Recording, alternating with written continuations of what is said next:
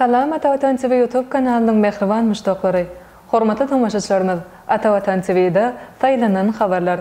Habarymyzyň 2022-nji ýylyň 10-njy oktýabryna qasanyny Ministrler Kabinetiniň Giňişleýin Mejlisi 9 aýyň jemy saglyk goruş, bilim we sport uğurly halkara sergi öz işine başlady. Bagasy 12 milyon dollardan gowrak bolan giň görnüşli neft önümler eksporty ýerlenildi. Ronaldo 700-nji golunu geçirdi ýaly habarlar ýetirýäris. Gelinginde bolsa habarlarynda giňişleýin seredip geçelim.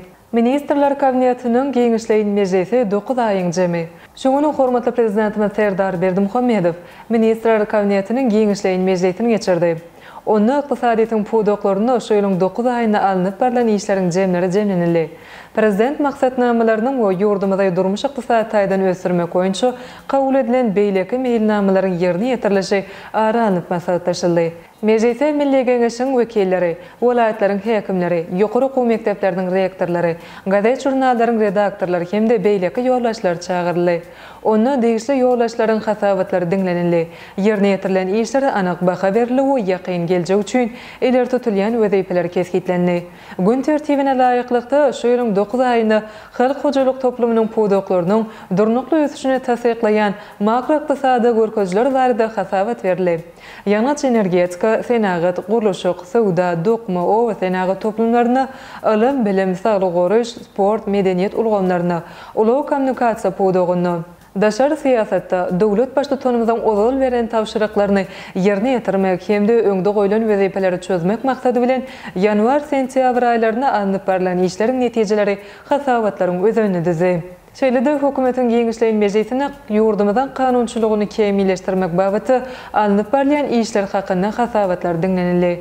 Ministrler Kabinetiniň Giňişleýin Mejlisine hasabat dogruny ýurdumyzda jemgyýetçiler önümiň ösüş depeniň 6,12 göterim derejede bolandygy belenildi. Hormatly prezidentimiz şu ýylyň 9 aýynyň görkezleriniň ýurdumyzdan kesgitlenen maksatnamalary laýyklykda okuny ösüşine dowam edýändigini görkezýändigini aýdyp, ähli ulgamlar boýunça öňde durýan wezipeler bilen baglykda degişli tawşyryklar berdi. Mejlisiň dowamynda dowlat durmuşynyň beýleki möhüm meselelerine de garalyp, olar boýunça degişli çözgütler kabul edildi.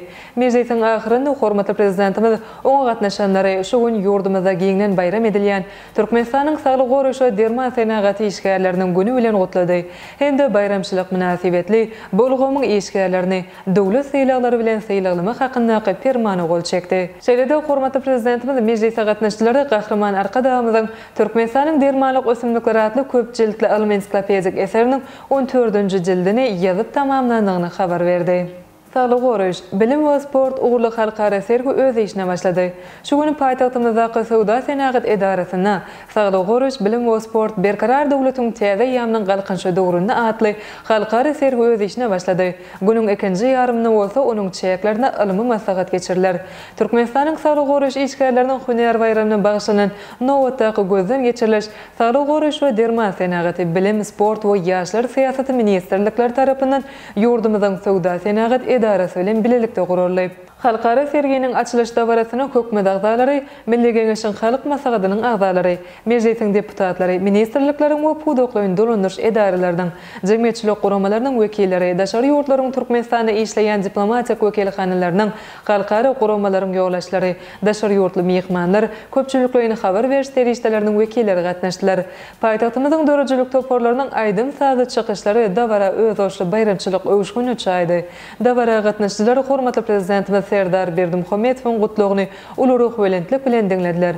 Onu saglyk goruş we derman senagaty işgärleriniň güni münasibetli geçirilýän bu serginiň hemde maslahatyň halkara hyzmatdaşlygy putulandyrmakda, özara tejribe alşmakda uly ähmiýetiniň boljakdygyny talýan.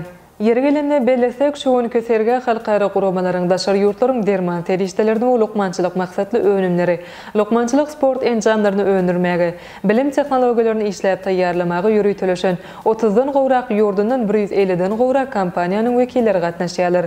Utgaşykly görnüşde geçiriljek ilmi maslahat bolsa, dünýäniň 20 goly döwletinden daşary ýurtlaryň öňde barjy Ýokary okuw mekdepleriniň alimlerini, professorlaryny bir ýere jemler. Sowda Senagat Edarasynyň sergiler zalyna döwlet siýasatynyň ileri tutulýan ugurlarynyň hataryna girýän saglyk goraýyş, bilim we sport ulgamlaryny dogry wagtlaşdyrmak hem-de ösdürmek boýunça alınıp barýan egert uly işler, döwlet maksatnamalarynyň we maýy goýum taslamalarynyň üstünlikli durmuşa geçirilişi barada gurrun berýän sergi bölümleri ýerleşdirildi. Olarda täze taryhy döwürde dörejelik ösüş ýolu bilen öňe barýan bu ugurlarda gazarlanan üstünlikler giňden beýan edilýär. Dünýä jemgyýetçiligini ýurdumyzyň möhüm durmuş ulgamlaryna gazarlanan üstünlikleri bilen tanışdyrmakda, özleri gyzyklanma bildirilýän halkara hyzmatdaşlygy ýoly goýmakda, pikir we tejribe alşmakda şeýle köp ugurly gözden geçirilişleriň ähmiýeti ören uludur. Bahasy $12 milyon gowrak bolan giň görnüşli neft önümler eksporta ýerlenildi. Türkmenistanyň döwlet haryçy mal birjasynyň sowdalaryny umum bahasy $12,12 milyon hem-de $10,7 milyon manat bolan 14 geleşik baglaşyldy. Owensanyň eşeğir toparlary 2000 tona sowuklandyrylan gazy satyn aldylar. Sowuklandyrylan gazyň 1 tonasynyň bahasy $486 deň boldy. Türkiýanyň we Owensanyň telekeçileri El-02-62 görnüşli dizel ýangıjynyň 3,5 ming tonasyny $3,18 milyon satyn aldylar.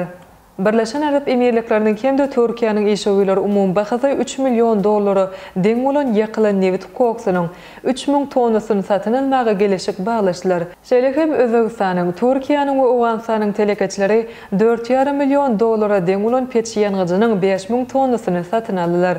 Içerki bazarda yerli telekeçi $13,7 milyon manatlyk texniki kulkölünün kukurdun 5000 tonasyny satyn aldy. Galara çykarylýan haritlar baradaky maglumatlar bilen Türkmenistanyň döwlet haryçy mal birjasynyň şu salygy boýunça saytyndan tanışyp bolar. Ronaldo 700-nji goluny geçirdi. Portugaliýanyň milli ýygndasynyň hem-de Angliýanyň Manchester United toparynyň hüjümçisi Cristiano Ronaldo topar derejesine 700-nji goluny geçirdi. Ol dün Angliýanyň çempionatynyň 10-njy tapgyryna Manchester United bilen Everton toparlarynyň arasynda geçirilen duşçukda tapawutlandy. Manchester United topary bu duşçukda 2-1 hasabyna ýeňiş kazandy. Toparyň Portugaliýalyzy özüniň 700-nji goluny bayram etdi. Ol bu üstünlügi ýetmek üçin Real Madrid toparynyň düzüminde 450 gol, Juventus toparynyň düzüminde 101 gol, Sporting toparynyň düzüminde 5 gol geçirdi. 37 ýaşyndaky Ronaldo Manchester United toparyny 144 gezek tapawutlanmagy başardy. Şeýlelikde Ronaldo 700-nji goluny ilkinji geçiren golundan 20 ýyl 2 günden soňra geçirmegi başaryp, uly üstünlüge eýe boldy. Ene mehriban müştaklary, ata watan TV'de saýlanan habarlar gepleşigimizden şu günkü sanyna size ýetirmek isleýän habarlarymyz şulardan ibaret. Hormatly tamaşaçylarymyz, şeýle hem Türkmenistanyň dermanlyk ösümlikleri adly eseriň 14-nji jildi çapdan çykdy. Türkmenistan Merkezi Aziýa Eýran ulug forumuna gatnaşdy. Türkmen turbonynyň Aziýa çempionatynyň 1-nji medali. Formula 1 ýarışynyň çempiony Max Verstappen Euro 2024 saýlama tapgyrynyň bijeleri çekildi ýaly habarlary ata Türkmenistan okutkom saytymyzdan giňişlerini okap bilersiňiz. Mehriban müştaklar, egerde biziň saytymyza ýeňilikli ýol bilen girmek isleýän bolsaňyz, onu Google Play Marketden Atawatyn Türkmenistan prilajeniýasyny töleksiz ýükläp alyp bilersiňiz. Gepleşigimizden enneki sanlaryna görüşýänçek hoşta bolun.